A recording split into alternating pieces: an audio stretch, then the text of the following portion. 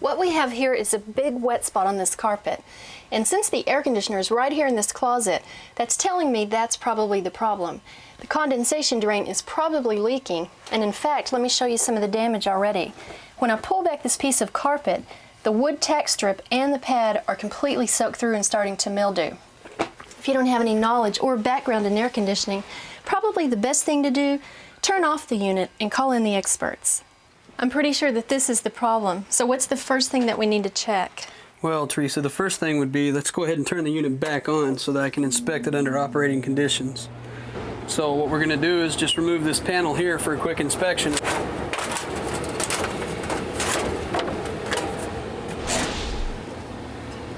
Okay, the first thing that we would do is look at the pan, make sure there's no cracks or holes, any water on the exterior, it's fairly dry. Second thing is check to see if we have standing water inside the pan, which you can see that we do. And something else that I'm noticing is a lot of dirt, mold and fungus, things like that that are growing inside of that coil. Could that be clogging up the drain pipe? Right, it can attribute to that. The water flushing down through the coil will move the dirt, funguses and molds into the drain line and can cause it to clog from here. As we're looking down to the main drain, you see the water here? We can see that our problem is actually down here in the big drain. We've got water standing.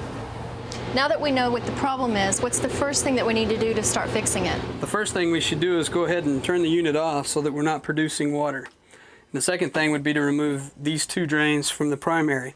We'll start by removing the water heater overflow. And that just slipped right off. Right. Okay. The second thing will be to go ahead and cut the PVC to the evaporator coil. Now when you cut this, is water going to go everywhere? Right, so we will need a bucket. Okay.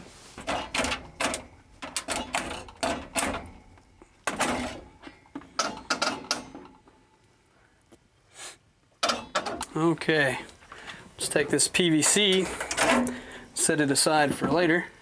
What's the best way to clear out this primary drain? Well, the best way to do that is to insert this high pressure hose that's connected to an air compressor. We'll put it in the primary drain.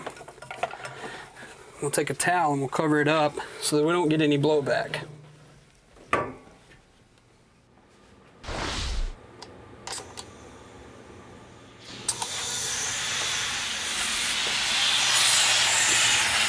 Okay, Chad, let's check that and see if it worked. Here's some water. All right, thank you. And if we've relieved the cloggage, the water will go ahead and drain out. Although if we haven't, it'll go ahead and back up on us. It sounds to me like it's draining pretty good. It does to me too.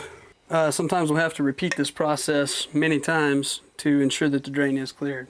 Okay, the next step is to install this G-coupling. What this is going to do is going to allow the homeowner easy access to the evaporating drain. We'll do this by making sure, first of all, that there are no burrs left on the edge of the pipe. You want your fittings to be flush and tight to the end. And this piece is actually holding your pipes back together. But also in the future, if there's another problem and it's not in the primary drain, the homeowner could just take this piece off to check to see if there's cloggage. That's right. In that pipe. Important thing is to make sure that the compression fitting, or the G-coupling, is on very tight and secure.